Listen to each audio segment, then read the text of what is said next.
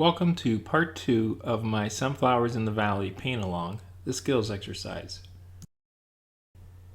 I'm going to do the skills exercise on a quarter sheet of 140-pound cold press Watercolor watercolor paper.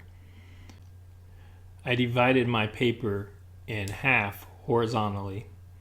In the top section, I divided in half vertically to give me 3 squares that I'm going to accomplish this skills exercise in. If you choose, you can do this on smaller individual pieces of paper.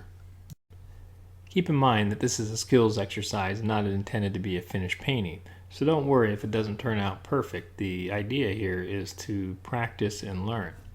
So what I'm doing here is I'm taking a B pencil and I'm just sketching something that resembles the center of a sunflower. And in a sunflower, you have some of the petals that stick up and cover an edge of the center, so it's not a perfect oval. And I'm just drawing some shapes to represent petals, and I'm taking it all the way to the edge of the tape for this composition. So I'm creating little mini compositions here. Again, don't worry so much about the drawing, just create some general shapes here. And what I've drawn is basically a sunflower shape, but I've taken it to the edges, so the edge of the petals are clipped off. Now in the second square, I'm going to do the same thing. It doesn't have to be exact like the other one, just you're just drawing some shapes here that we're going to work with in the skills exercise. This is just a very loose sketch of some of the major shapes that would be associated with a sunflower. So we're going to do 3 exercises here. The top left will be the initial exercise where we'll practice with texture, and then we'll work on a wash, and then we'll work on developing edges and shape making. So now I've moved to the third square, and in the third square I'm going to draw 2 centers of sunflowers and petals to create 2 sunflower shapes. And you can see again, I'm taking these petals to the edge, and these 2 flowers are going to kind of run into each other, and the other one on the right is cut off at the top. So it's just given a little mini composition to experiment with here and do the skills exercise. So now I'm putting petals on the second flower, and you can see that they're stopping as they hit the edge of the other sunflower. And here I'm picking up a little bit of a shape that suggests that there's an overlap there. Again, don't get bogged down on your drawing, just make it a quick sketch of some big shapes, and that'll be good enough for you to work with.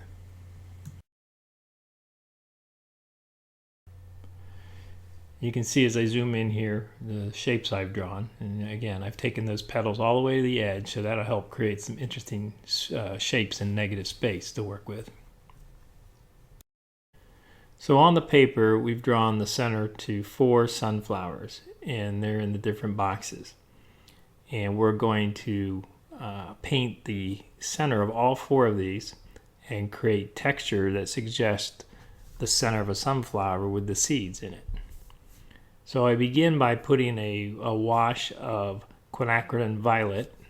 I'm just using a medium general purpose sable round brush. And now I've added a mixture of quinacridone gold and quinacridone coral. Because this is a very fluid wash that I've put down, the colors will mingle on the paper and blend without creating any backwash. If I let that first application of the quinacridone violet dry very long, I'd risk getting some backwash. But because that whole area is saturated, it's not dripping with water, but it's very wet and shiny, I can bring these other colors in and they'll mingle on the paper. So I've got quinacridone violet and a mixture of quinacridone gold and quinacridone coral. And I like to take a little bit of mauve, which is a very dark violet, and just touching some of the corners around some of the edges. It's a nice accent to this mixture. And again, keep in mind this is a very wet application of paint. So I'm working wet on dry to start. And now what I'm going to do is create texture. So I've got some coarse salt. I'm going to sprinkle that into this wet wash.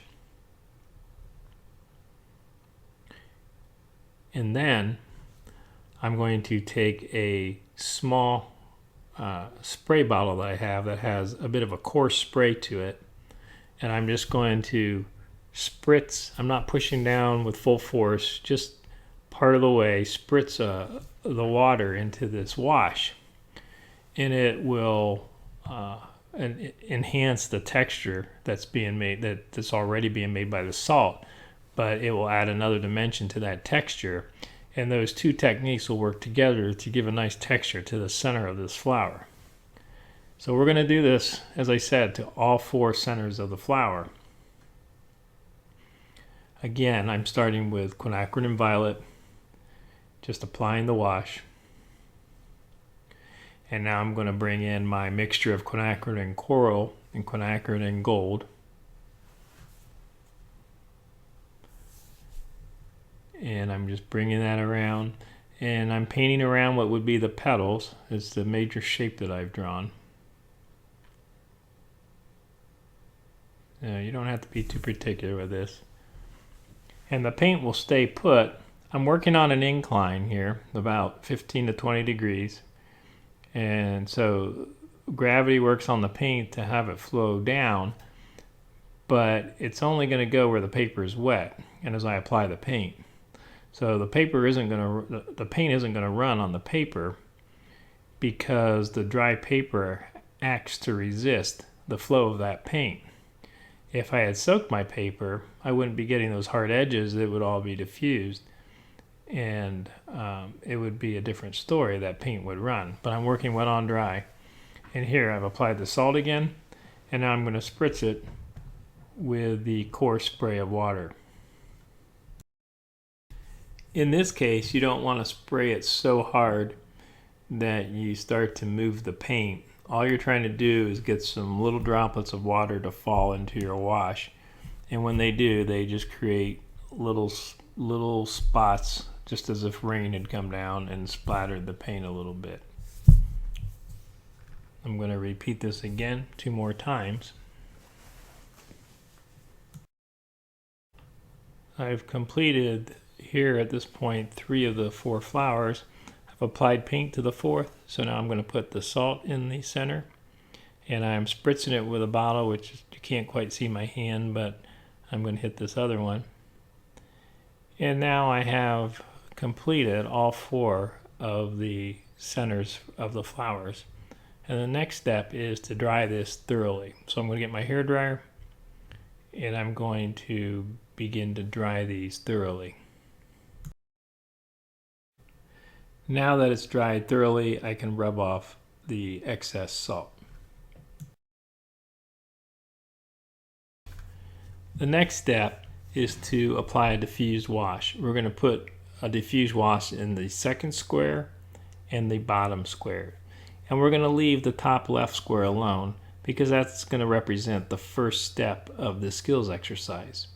And we're just going to isolate these steps so you can refer back to them and remember the steps that you took to create this.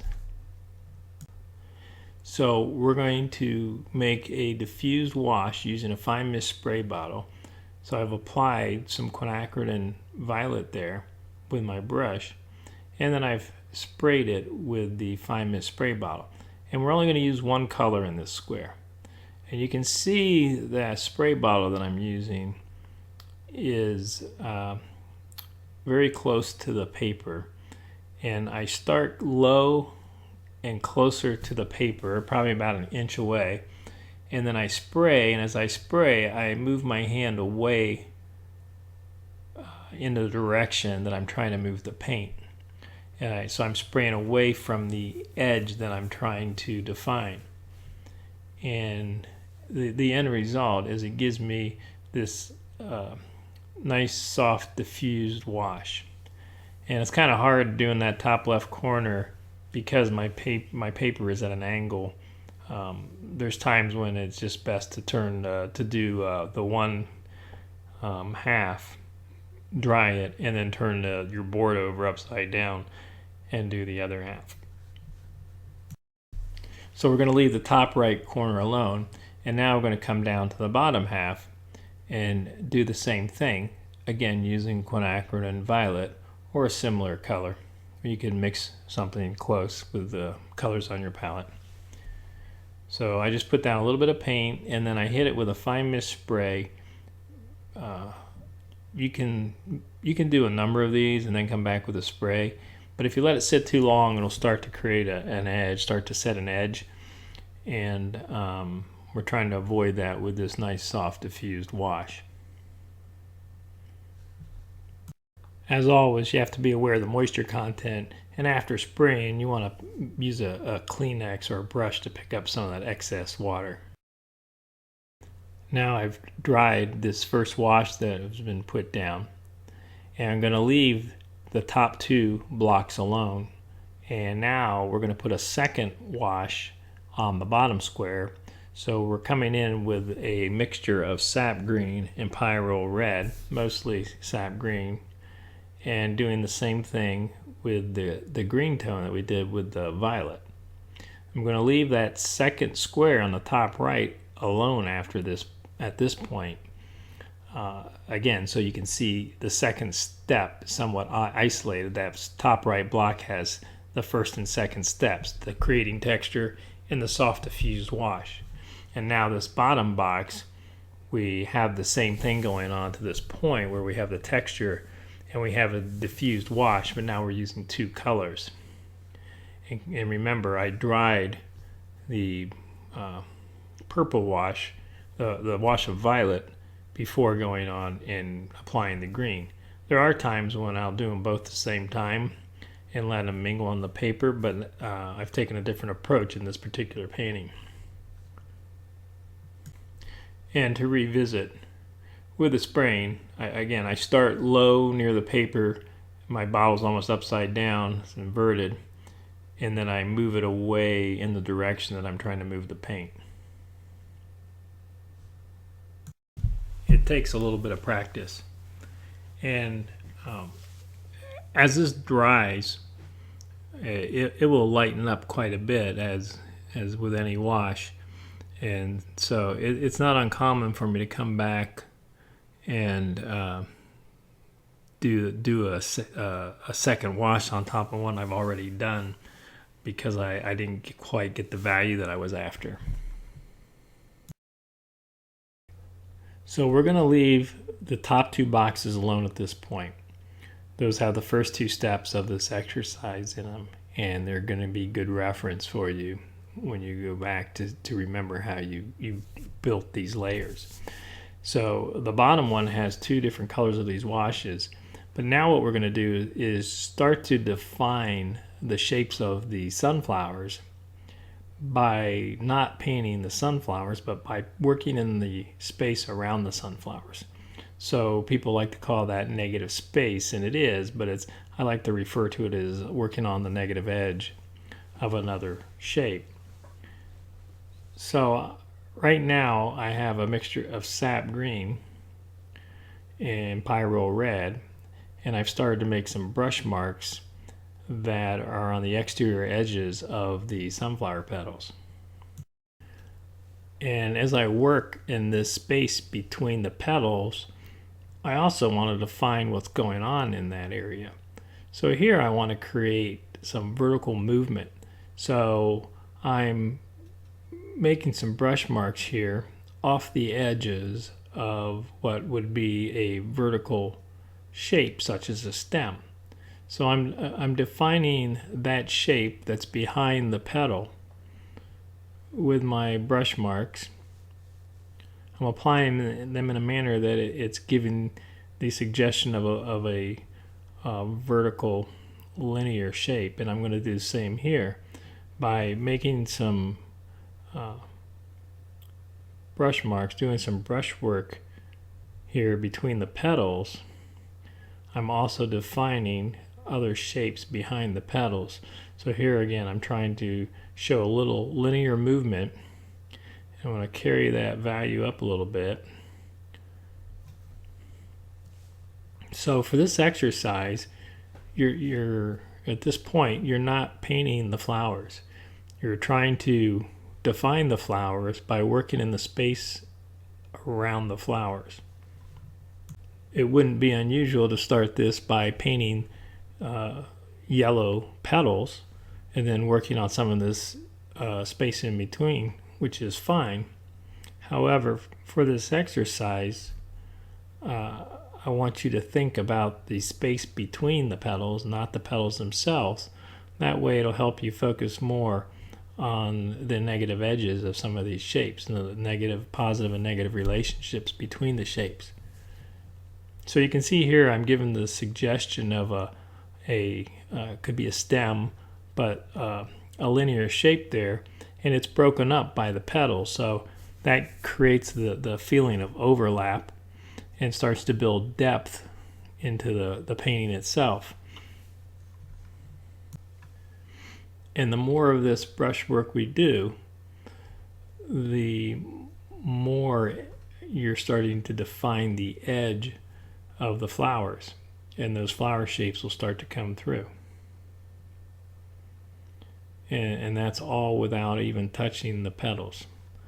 So that's where trying to really get an understanding of the concept of working off positive and negative relationships with edges and how one defines the other.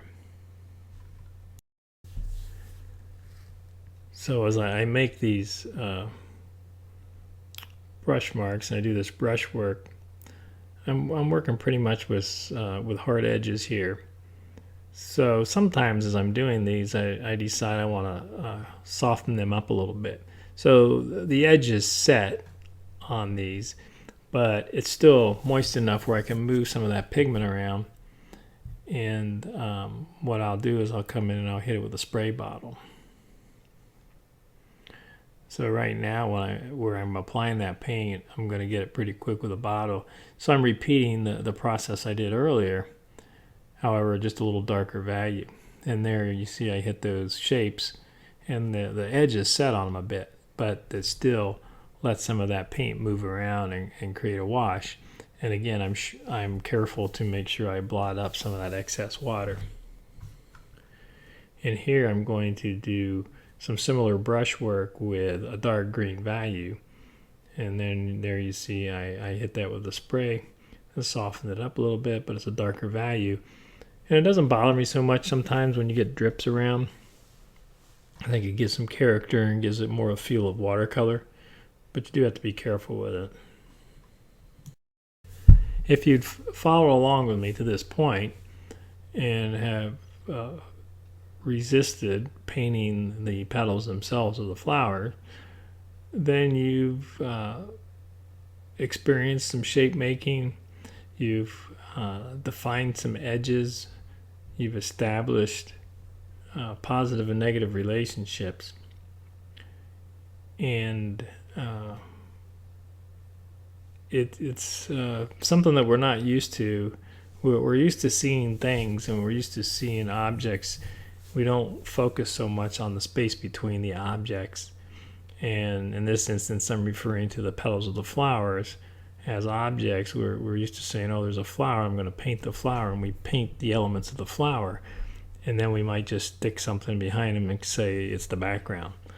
But there's a lot of interesting things that go on in the spaces between the objects that we're so accustomed to looking at and focusing on. The next thing we're going to do, the paper is completely dry, and I'm coming in with this is my detail brush, and I've got a dark mixture of sap green and royal blue with a little red in there, but not much. It's a much darker value. So here you can see how now I'm building still another layer in this space between the flowers. So it's building more depth in this composition, and it's creating interest within the shapes that I've already created, and it's all happening behind these flower shapes. And the more of this I do, the more I define edges on the flowers. So these aren't large marks, these are just small dark value marks, and they just help again create layers of overlap, and they create depth in the painting. Now I'm going to do some similar brush work, but this time I'm going to use a dark valued violet tone here. So I've taken my quinacridone violet and I've mixed in some royal blue, which is a color I use a lot to darken some of my color mixtures and make them a dark value. So here again I'm making some small brush marks of dark value, giving touches of value here and there to provide interest and build depth and strengthen some of the edges of the composition.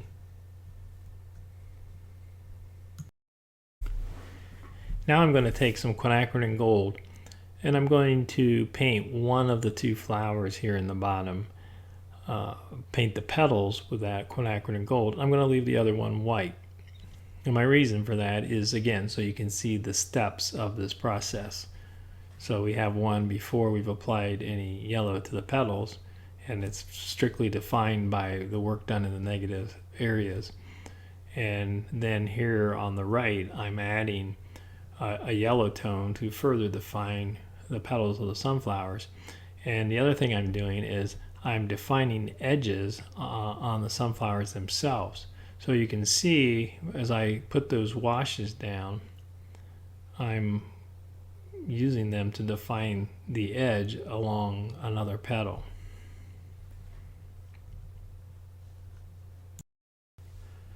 In this painting, for this paint along, it's all about developing edges and working with positive and negative relationships of those edges. So here, the overlapping shape, I'm leaving a white tone, and the shape that's being overlapped, which is on the exterior edge of the other petal, I'm applying the gold wash. Here I'm putting a little bit in the center.